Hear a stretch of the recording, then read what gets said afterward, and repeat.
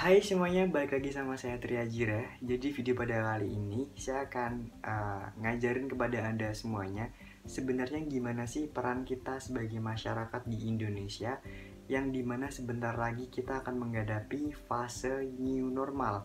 Yang dimana fase new normal ini adalah fase yang digadang-gadangkan oleh pemerintah Indonesia yang dimana ini bertujuan untuk menghadapi virus COVID-19 ini.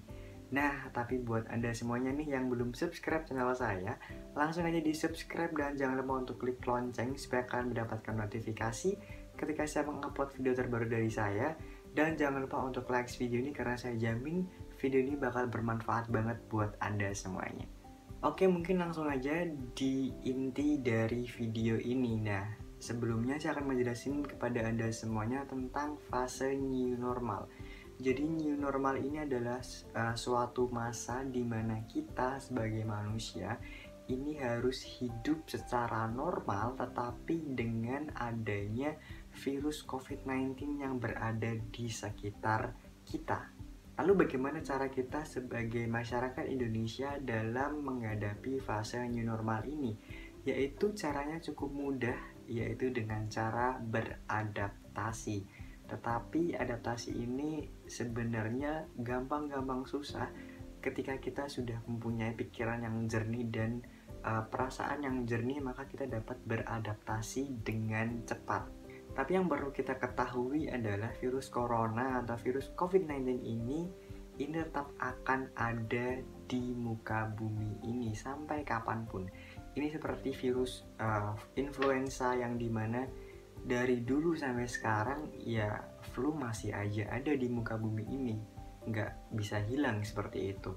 Nah, adaptasi ini merupakan berhubungan erat banget dengan fungsi jiwa kita. Bagaimana cara kita mempunyai jiwa yang baik, jiwa yang jernih, jiwa yang sehat dalam menghadapi fase new normal ini, yaitu dengan cara kita memperbaiki pikiran kita dan perasaan kita sendiri. Nah, caranya adalah dengan jangan sampai ada gangguan mental emosional di diri Anda, yaitu seperti adanya stres, adanya rasa cemas, rasa takut, rasa khawatir, dan lain sebagainya.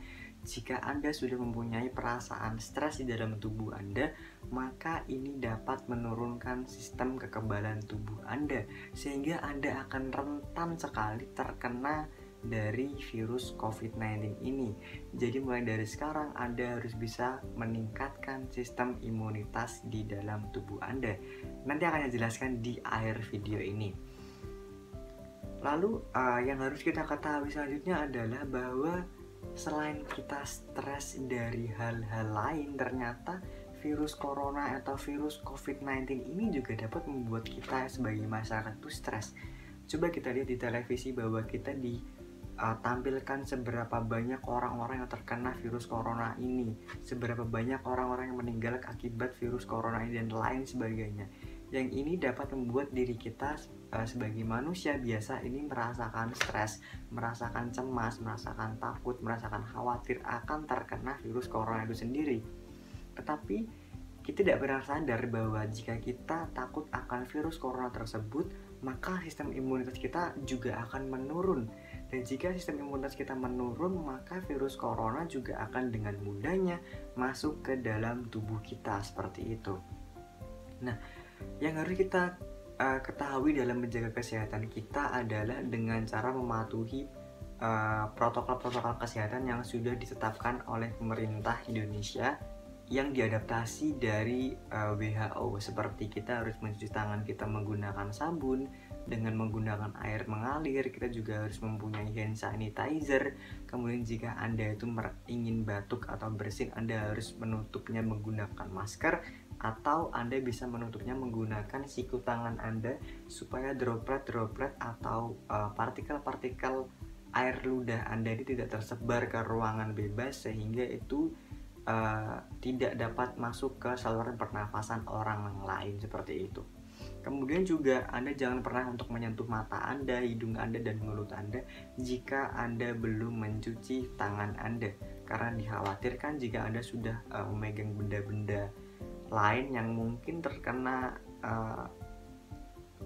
air liur dari orang yang penderita positif COVID-19 dan Anda mengucek mata Anda atau Anda menyentuh bibir ataupun hidung Anda, takutnya nanti malah virus itu bisa masuk ke dalam tubuh Anda dan menginfeksi tubuh Anda seperti itu. Nah, kemudian bagaimana sih peran kita sebagai masyarakat Indonesia untuk meningkatkan sistem imunitas kita di dalam fase new normal nantinya? Jadi sebelum saya membahas itu, saya akan menjelaskan tentang respon sistem stres di dalam tubuh kita. Jadi dalam tubuh kita ada yang namanya hipotalamus, yang dimana dia akan mengeluarkan CRH atau corticotropin releasing hormone, yang dimana CRH ini dapat memicu dari pituitari itu untuk mengeluarkan ACTH atau adrenocorticotropic hormone, yang dimana ini dapat menginisiasi dari kelenjar adrenal untuk memproduksi kortisol atau ini biasa disebut dengan hormon stres. Nah, jika kortisol ini sudah terproduksi, maka sistem imunitas kita juga akan dapat menurun seperti itu. Mengapa ini dapat menurunkan sistem imunitas kita? Hanya dengan terproduksinya hormon kortisol. Jadi kortisol itu dapat mempengaruhi timus, yang dimana timus ini merupakan tempat produksi dari limfosit. Ini merupakan salah satu sel imun dan dapat menghambat produksi dari sitokin dan interleukin yang merangsang dan mengkoordinasikan aktivitas sel darah putih. Jadi jika ada terhambat dari produksi sel darah putih dan sel imun kita, maka ini dapat membuat kekebalan tubuh kita itu menjadi menurun. Jadi bisa dapat disimpulkan bahwa jika kadar kortisol di dalam tubuh kita itu meningkat, maka sistem kekebalan tubuh kita akan menurun, seperti itu. Lalu bagaimana cara membuat sistem kekebalan tubuh kita atau sistem imun tubuh kita yang menjadi baik? Yaitu yang pertama adalah Anda harus beristirahat secara cukup. Jadi waktu tidur Anda harus cukup. Jangan sampai kekurangan waktu tidur, karena itu dapat mempengaruhi kondisi stamina Anda. Kemudian juga Anda harus rutin berolahraga. Disarankan oleh WHO yaitu dalam satu hari itu minimal 30 menit. Dan Anda bisa melakukannya seperti bersepeda, jogging, ataupun jalan pagi, jalan sore, dan lain sebagainya. Kemudian Anda harus makan makanan yang bergizi. Kemudian Anda harus mengurangi atau menghindari rokok ataupun alkohol. Dan yang paling penting adalah Anda harus bisa menjaga stres Anda. Anda harus bisa memanajemen stres Anda. Dan nanti mungkin saya akan menjelaskan bagaimana cara kita memanajemen stres kita di video selanjutnya. Oke, mungkin segitu aja video pada kali ini. Semoga video ini dapat bermanfaat banget buat Anda semuanya. Jika Anda suka dengan video ini, silahkan klik like video ini dan share video ini ke semua teman Anda, keluarga Anda, kerabat Anda, tetangga Anda, atau siapapun yang Anda kenal, supaya mereka juga dapat mendapatkan informasi yang bermanfaat juga seperti informasi yang sudah Anda dapatkan sekarang ini. Dan buat Anda semua yang belum subscribe channel saya, langsung aja subscribe dan jangan lupa klik lonceng supaya kalian mendapatkan notifikasi ketika saya upload video terbaru dari saya. Dan jika ada kritik dan saran ataupun ada pertanyaan, langsung aja tinggal di kolom komentar. Nanti akan saya baca dan akan saya balas satu persatu. Dan jika pertanyaan Anda menarik, mungkin saya akan membuatkan video khusus untuk Anda di video selanjutnya nantinya. Oke, mungkin segini aja video pada kali ini. Mohon maaf jika banyak salah kata. Saya Triajira, terima kasih. Bye-bye.